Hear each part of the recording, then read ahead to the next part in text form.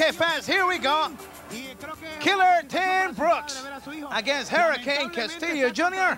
And what about these two wrestlers, Bobby Jagger? Well, one thing about it, Killer Tim Brooks have a great wrestling Texas family there, brother. And you got Huracán Castillo Jr., whose father was a great wrestler right down here in the Caribbean. So I'll guarantee you one thing, it's second-generation wrestlers, and they're excellent wrestlers.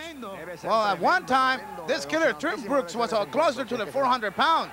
That's right. Killer Tim Brooks, you see, he's dropped some weight. He's got that added agility. And Killer Tim Brooks is just a rough customer, brother. I'm telling you right now, he runs roughshod all over Texas and the south of the United States.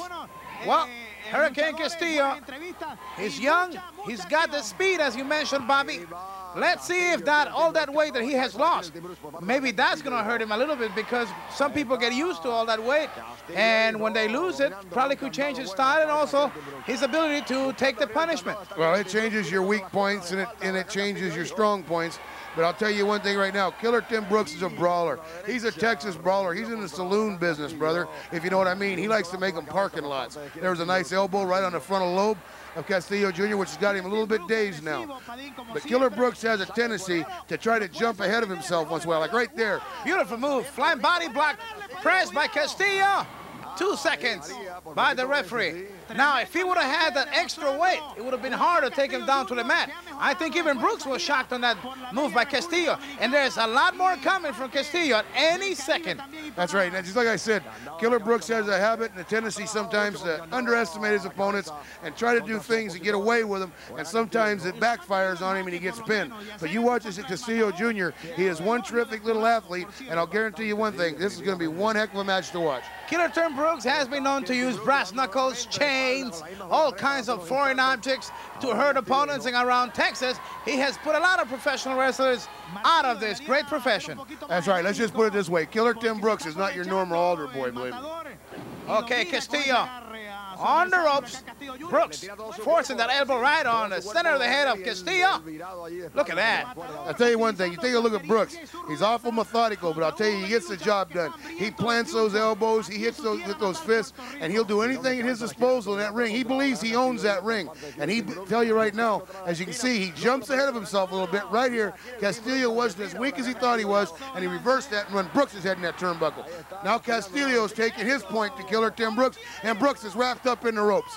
And Castillo taking full advantage, not going for the break here as the referee is trying to get Castillo to break, but now he's securing those ropes. He's going there. Ooh, walked right into that leg. That's experience, Bobby. That's right, that's experience. And Huracán Castillo is just guilty right there of what Killer Tim Brooks was guilty of earlier, underestimating your opponent and how much weakness you've got out of him. There's that good hard elbow right in the back of the head. Killer Tim Brooks taking advantage of the mistake of Castillo, who walked right into that boot, and now he is in control of the match.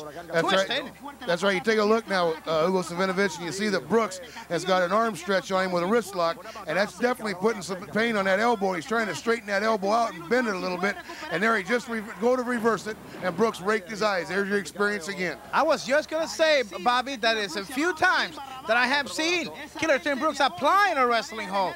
He just likes to go in there and go to town on his opponents. Well, he thinks it's Saturday night at closing time and somebody's trying to take his girl home. Okay, there's the Latin blood of Castillo. Good drop kicks by Castillo. Killer Tim Brooks in trouble. Good combinations by Castillo on Killer Tim Brooks. Wow, against the turnbuckle. Look out. Hard turnbuckle. Oh, he got right into that ring post shoulder first.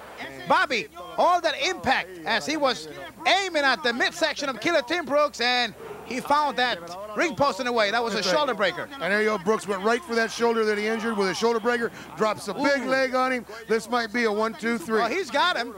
1, 2, and there's a 3, ladies and gentlemen. Okay, there was no question about the pinfall there, but we have to say that Castillo hurt himself with a ring post, and Killer Tim Brooks had him even before that shoulder Well, you breaker. take a look at Killer Tim Brooks. Oh, look out. What is he doing now? What's he doing now? He's walking in with a paper bag. He's the winner. What's he doing? He's got rice, he's got beans and a burrito. Oh, he's rubbed him in the face. He's rubbed him in the face. Okay, only a sick person could like something like now this. Here comes Hercules Ayala, the strongest man in professional wrestling in Puerto Rico, and he just chased Killer Tim Brooks right out of the ring. Okay, fans, we're watching the precise moment where Killer Tim Brooks rubbed the rice and beans all over the the face of Huracán Castillo Jr.